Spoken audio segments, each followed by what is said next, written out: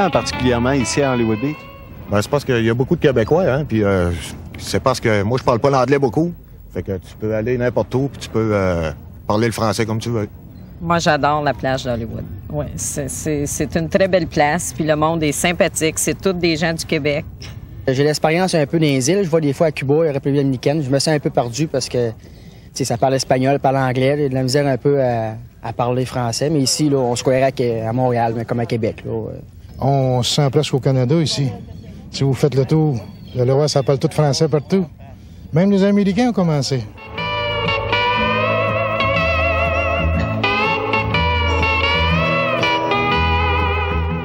Les Québécois choisissent l'est de la Floride et plus particulièrement la ville de Hollywood Beach parce qu'ils retrouvent un peu du Québec sur ses plages. Entre Québécois, ils se sentent en sécurité. Je dirais que c'est leurs racines. Leurs racines sont ancrées au Québec. Puis c'est de la sécurité aussi, d'être tous ensemble. C'est des gens qui se connaissent. Puis ils vivent ici ce qu'ils vivent au Canada, mais dans une température, dans une atmosphère de détente, de vacances. Ils partent pas à l'aventure comme les pyramides d'Égypte ou les choses comme ça. C'est justement d'être chez nous, loin de chez nous. Je savais pas qui s'adressait chaque fois qu'il y avait des projets. Ben, vous venez ici, ah ouais? C'est moi qui s'occupe de toute la business québécoise. Un grand nombre de touristes québécois en vacances en Floride ne parlent pas la langue anglaise. Ils choisissent donc Hollywood Beach parce qu'on y parle le français partout. Quelqu'un peut venir en Floride sans parler un mot d'anglais et ils vivent très bien à longueur d'année. Se fait servir au point de vue médecin, avocat, tous les domaines, restauration, en parlant seulement français. Deux filles qui sont tuées devant un truc. Mais si ça en viendrait en Floride, il n'y aurait pas ces problèmes-là. Ils sont tellement suicidaires au fouet. Tu comprends? Un grand nombre de touristes québécois à Hollywood Beach ne lisent pas plus l'anglais qu'ils ne le parlent. Lorsqu'ils veulent de l'information sur ce qui se passe au Québec, ils n'ont pourtant que l'embarras du choix.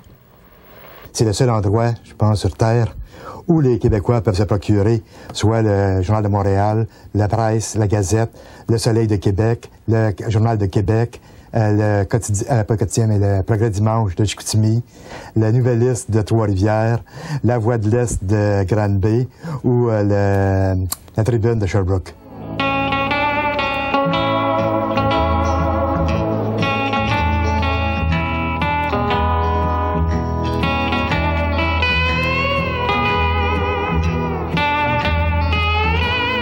Pierre Couture vit en Floride depuis 16 ans. Son entreprise accueille les Québécois et leur offre des services touristiques. Il sait pourquoi les Québécois choisissent la région d'Hollywood Beach.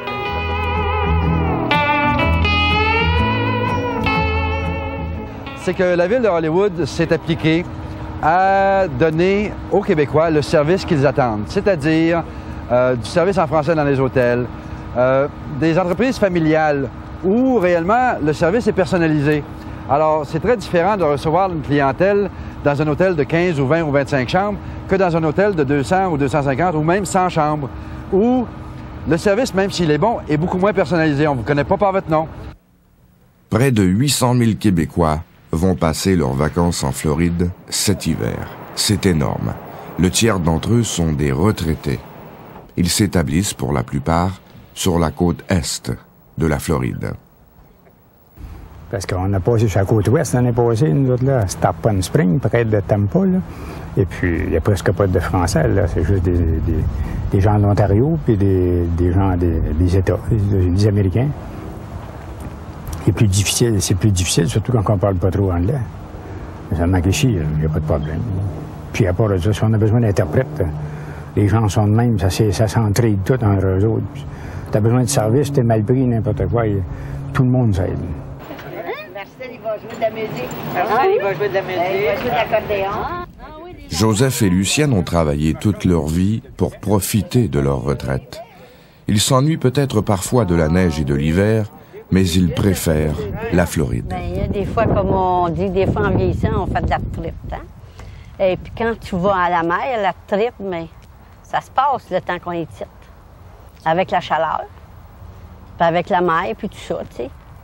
C'est avec ça que nos bobos s'en vont le temps qu'on est ici. Pour conserver leur droit à l'assurance maladie et leur droit à leur pension, les retraités du Québec ne peuvent demeurer plus de 6 mois à l'extérieur du pays. Est-ce que vous allez vous promener des fois à Miami? Pas souvent. Pas souvent, parce que j'ai peur. On est allé un peu l'année passée, là, puis...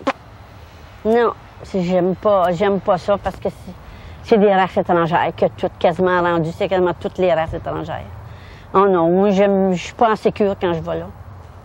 Non, pas du tout, pas du tout. Ici, je me sens en sécurité, mais pas à Miami. Non. Non. Je pense pas qu'on y aille souvent dans ces coins-là. Au début des années 70, la Floride était la destination préférée des Québécois. Des milliers l'ont adoptée et ils ont décidé d'y faire leur vie. À Hollywood Beach, par exemple, on dénombre 70 000 Québécois.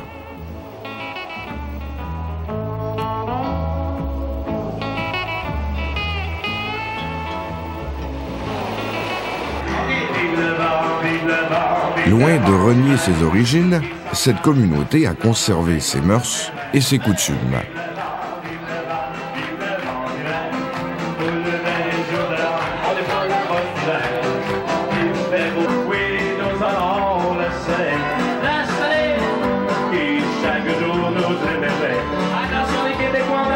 Monsieur, y a-tu pas le petit beau-bois? Ah, pareil comme au Québec. Ouais.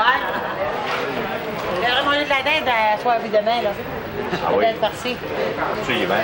La dinde assis. Face à la mer, le restaurant La Gaspésienne est devenu une institution québécoise à Hollywood Beach. Diane Morin cuisine des mets typiquement québécois. Ma mère m'a montré comment cuisiner. J'ai continué avec elle ce qu'elle faisait.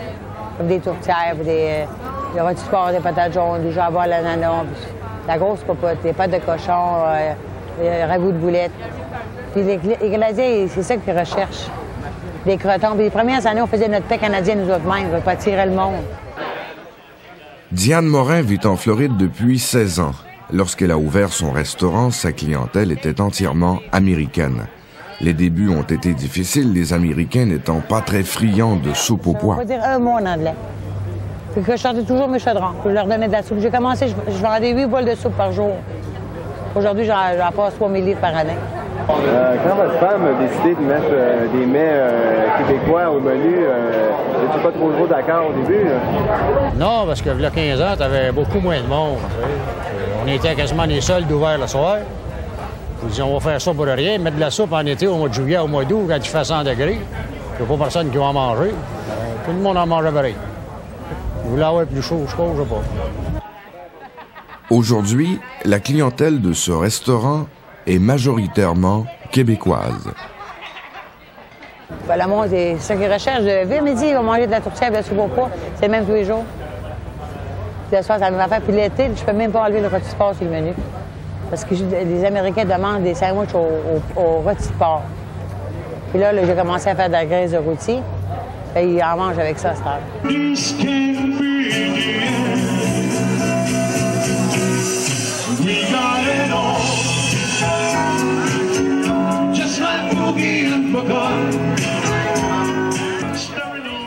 Les Québécois ont aussi apporté avec eux leur joie de vivre. À la salle de danse La Québécoise, on peut danser un cha-cha ou encore une danse en ligne.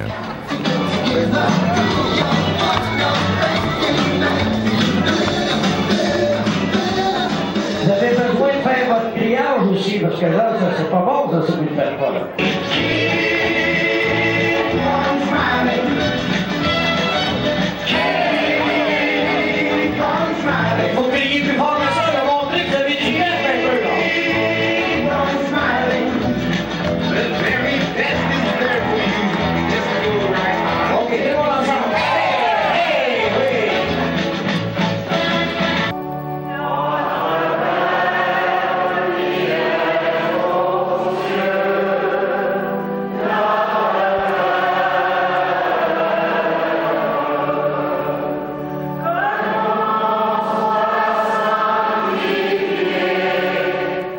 La communauté québécoise se démarque des autres communautés par sa langue, ses coutumes, mais aussi par sa religion.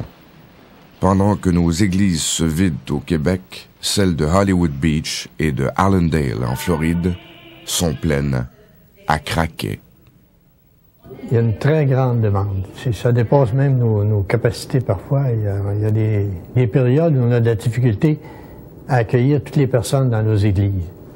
Comme ici, l'église est très grande, mais à partir de Noël, c'est complètement rempli. Et même, il y a des gens qui n'ont pas de siège. À Dania, Allendale et Hollywood Beach, 5 églises offrent des messes en français. La majorité des paroissiens du prêtre Maurice Poirier sont des retraités du Québec. Je constate une sorte de ferveur religieuse qu'on ne voit pas souvent, qu'on n'est pas habitué de voir. Voyez-vous, une quantité de monde comme ça, là, les gens sont attentifs, les gens sont tranquilles, les gens, on dirait, ils sont venus là vraiment parce qu'ils ont pris la peine de se déranger pour venir prier. L'église La Petite Fleur a une autre mission. C'est le lieu du culte, bien sûr, mais aussi celui des rencontres. L'église devient une sorte de rassemblement. Vous avez des gens qui viennent d'un peu partout, de Québec, de Montréal, de Sherbrooke, de Shawinigan, de notre région, la région de Drummondville, Victoriaville. Ces gens-là, autour de l'église, se retrouvent une fois par semaine. C'est vraiment naturel de se retrouver, de se regrouper. Ça existe depuis l'Antiquité, ça. C'est besoin de se retrouver en frères. On trouve ça dans la Bible, même, dans le temps d'Aaron. On l'a vu, les Québécois en Floride ont bien pris soin d'apporter dans leurs baluchons tourtières, poutines, soupe aux pois et les bons vieux 7 carrés, sans oublier évidemment leurs journaux et leurs artistes. Pour compléter le tableau, il ne manquait plus que la Caisse populaire. Je dis bien manquait, puisqu'aujourd'hui, le vide est comblé. En effet, depuis mai 92, les Québécois de la Floride peuvent ouvrir un compte à la Caisse populaire de Allendale.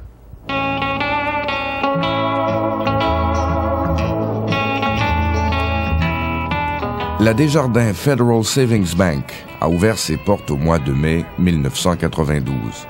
Les touristes québécois et la communauté francophone de Floride l'ont immédiatement adoptée.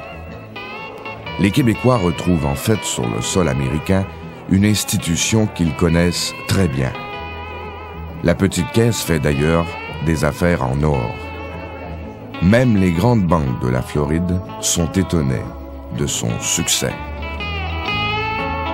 Savoir si nos concurrents sont nerveux un peu, je dois admettre que oui. Bien sûr, ils nous regardent aller. Ils ne comprennent pas que les gens puissent attendre un certain temps, 30 minutes ou 1 heure pour ouvrir un compte dans une banque. Ils n'ont jamais vu ça de leur vie. Jamais. Alors, évidemment, les gens ouvrant un compte chez Desjardins, par conséquent, ça amène des transferts de comptes des institutions financières américaines. Alors, bien sûr qu'on nous regarde de façon différente de ce qu'on nous regardait au moment où on a ouvert nos portes. Vous pouvez aller avec votre carte dans le guichet, retirer 400, 500. Quand vous allez faire avoir, faites ça une fois par semaine. La Caisse doit son succès au fait qu'elle est devenue un point de rencontre pour la communauté québécoise. C'est un peu le lobby d'un centre communautaire à un certain point. Quand les gens sont, à titre d'exemple, dans un parc de maisons mobiles, il y a toujours un clubhouse qu'on appelle. On dirait que c'est le clubhouse ici financier des Québécois. Ça vous donne l'importance des Québécois en Floride, vous le voyez vous-même.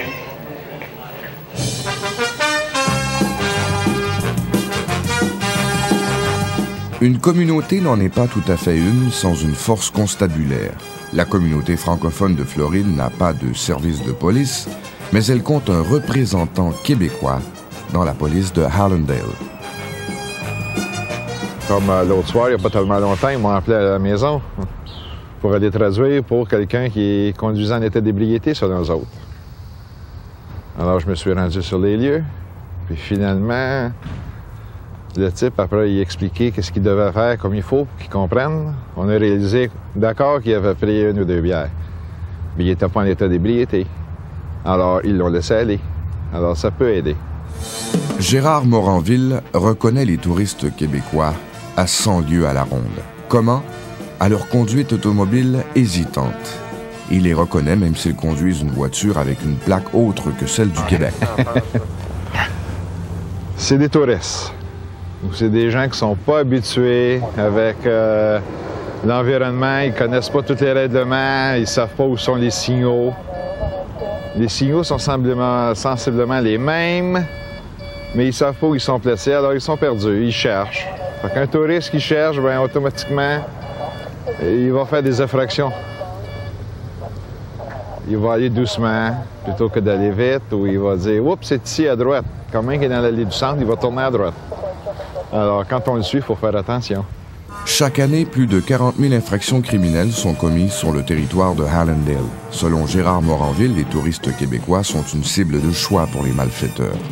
C'est rendu belle à la mode. Tu es arrêté sur une lumière rouge, puis si la femme a sa sacoche sur ses genoux, ils vont briser la vitre. Alors, bien souvent, elle est blessée juste par les éclats de vitre. Ou ils vont la pousser ou la frapper pour prendre sa sacoche, ces choses-là. Pour ça, je dis, le vieux, mettez pas la sacoche à la vue. Gardez la sacoche sur le siège en arrière, à terre, ou sur le siège à terre en avant, de façon que la sacoche ne soit pas à la vue. Un technicien à l'emploi d'un poste de radio a des problèmes d'antenne avec un voisin immédiat de la station. Il y a du statique qui rentre dans ma radio, moi, ici. Mais il a pas mal de statique. Allô? Régent Desormier vit en Floride depuis 12 ans. Il est le seul animateur de la French Radio. Ses auditeurs québécois l'écoutent pour garder le contact avec le Québec. Les gens demeurent ici 6 mois par année. Alors, eux ont besoin de nouvelles du Québec, ont besoin d'informations sur la température, ici comme au Québec. On planifie beaucoup sur les données que je vais faire pour la température, bien sûr. Et puis, de bonnes chansons des années 50, 60. Il est 20h15. Jusqu'à 23h, vous écoutez l'émission Un peu de tout avec Régent Desormier. Pour débuter, commençons avec Mme Diane Deveau, qui est l'éditrice, une première éditrice d'un journal en français ici en Floride. Dans l'est de la Floride, 5 journaux couvrent l'actualité de la communauté québécoise. Le plus ancien, Le Soleil de la Floride, qui tire à 50 000 exemplaires, fête cette année son 9e anniversaire. Donc on était le 8e à essayer. Tout le monde d'ailleurs à ce moment-là nous disait que c'était très risqué ce qu'on faisait, que c'était une entreprise quasiment vouée à l'échec comme les autres, surtout qu'on sortait au mois d'août, le premier numéro, hors saison. Donc les gens disent, faut attendre la saison. Ensuite, on a annoncé qu'on paraîtrait 12 mois par année. À l'époque, il y avait 10 000 Québécois qui venaient en Floride l'été. Donc les gens ont dit, c'est absolument insensé. Et en troisième étape, on a annoncé, troisième point, qu'on aurait seulement des bonnes nouvelles, pas question de meurtre, pas question de scandale, de rien dans le journal.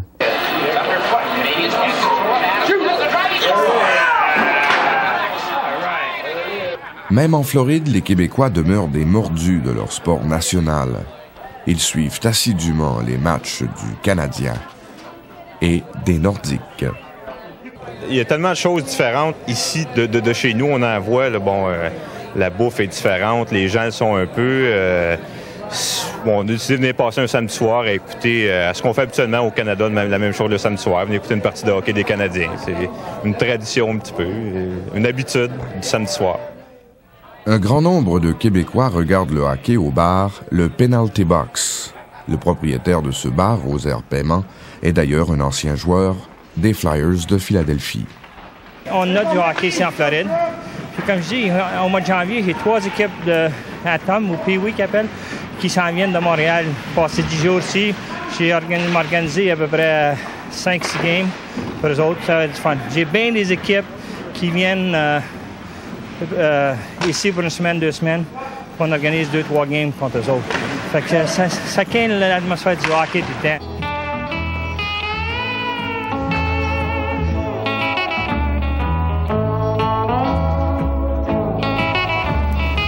Encore cette année, la Floride sera la destination soleil préférée des Québécois. Plusieurs d'entre eux choisiront de s'y établir et c'est ainsi que grandit la communauté québécoise en Floride. J'irais même jusqu'à dire que c'est une communauté très close. J'utilise la mauvaise terminaison. Très fermée. En ce sens que c'est très difficile pour un Américain de rentrer dans le cercle des Québécois. C'est très difficile à un Allemand de rentrer dans le cercle des Québécois parce que, n'oubliez pas qu'on parlait de Hollywood. un petit peu la clique de Hollywood. Ce n'est pas dit sur un terme péjoratif du tout, là. Mais le groupe est très homogène, demeure québécois, et c'est assez difficile de le pénétrer si on n'est pas d'origine québécoise.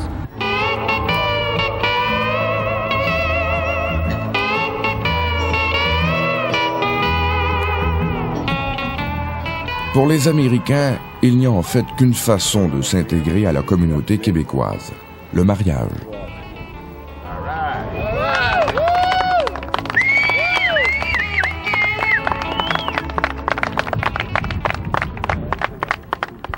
Les Québécois de la Floride sont gros, gras, épais, bruyants et ils prennent beaucoup trop de place. C'est ce que prétendent de nombreux Américains qui s'insurgent contre les envahisseurs venus du froid. Après la pause, les Québécois victimes de racisme. Les Québécois sont gros, gras, ils ont toujours la bière à la main, ils sont très bruyants et très épais. Ces commentaires peu élogieux sont tirés d'un article publié l'hiver dernier dans un tabloïd de Fort Lauderdale. Le journaliste, il va sans dire, n'y est pas allé de main morte. « They're back, ils sont de retour », titrait-il, comme si les Québécois étaient une calamité pour le peuple américain. Heureusement, ce portrait peu flatteur du Québécois ne fait pas l'unanimité, bien au contraire. De nombreux Américains respectent les Québécois. Ils ont compris cela que les French Canadians dépensent chez eux chaque hiver quelques 750 millions de dollars américains.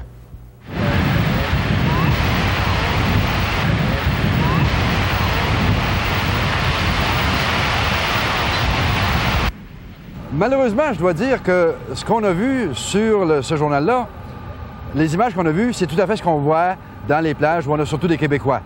Cependant, ces images-là peuvent se rapporter aussi bien à des Américains qui sont ici, à des Sud-Américains qui sont ici.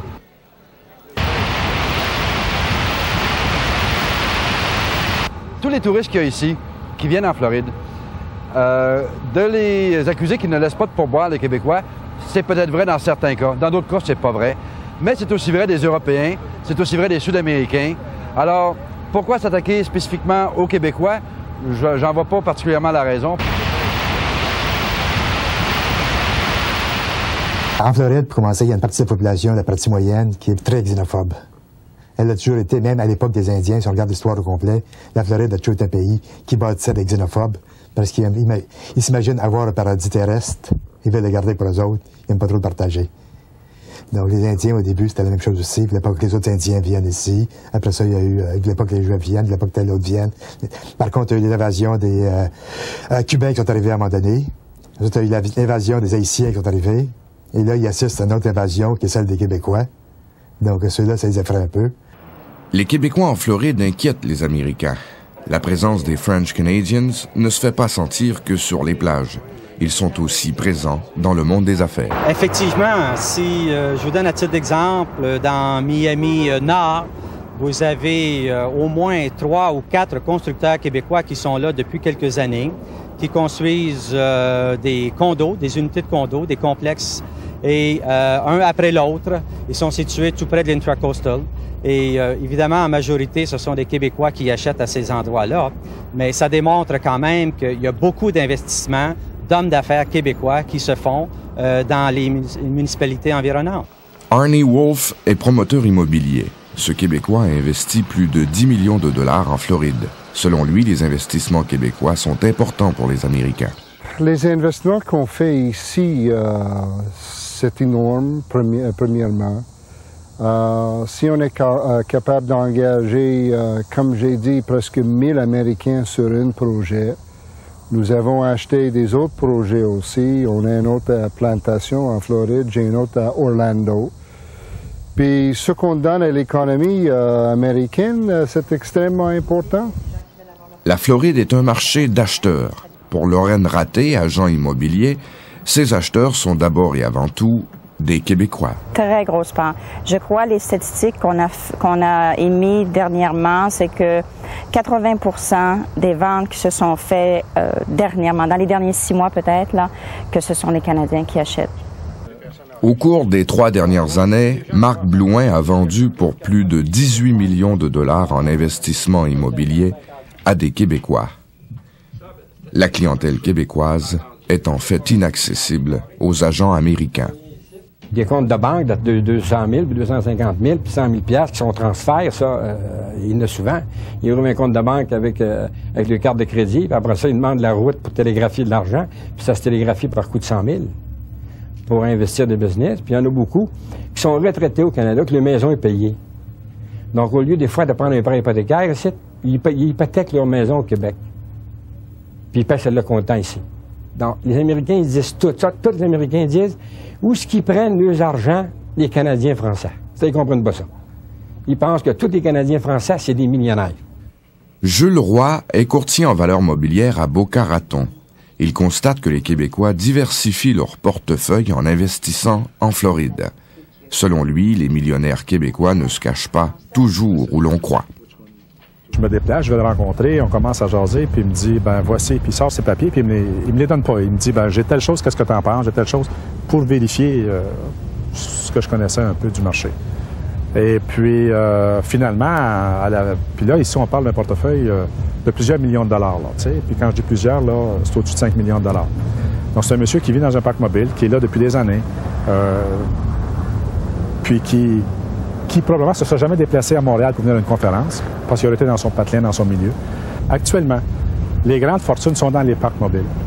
Les Québécois investissent en Floride et les touristes, eux, dépensent là-bas une somme colossale. Au point de vue vacancier, ils dépensent ici environ 3/4 de milliards de dollars par année. Et en plus, les investissements qui se font, tout autant personnel dans l'immobilier que dans le domaine des affaires, est aussi énorme. Et comme les retombées économiques pour le touriste est de l'ordre de 5 pour 1, ça représente au-delà de 5 milliards de dollars d'impact économique que les Québécois amènent ici. La Floride n'appartient pas aux Québécois. Certains Américains donc perçoivent leur présence comme envahissante. D'autres cependant sont conscients que c'est le tourisme québécois qui fait vivre la côte est de la Floride. Si on prend l'exemple de Allendale, qui est une petite municipalité, si on compare à Fort Lauderdale ou à Miami Beach, qui a une population d'environ 32 000 personnes en saison. De ces 32 000 personnes-là, il y en a environ 23 000 que ce sont des Québécois. Alors, je pense que la municipalité de Allendale vit bien parce qu'il y a beaucoup de Québécois qui sont en place et qui sont propriétaires de différents investissements. Si on n'avait pas de Québécois dans la ville de Hollywood, ça ne pourrait pas fonctionner. Les gens feraient banqueroute. Il faudrait rechercher une autre clientèle. Et bâtir une clientèle, on le sait, ça prend un minimum de 5 ans avant de l'établir.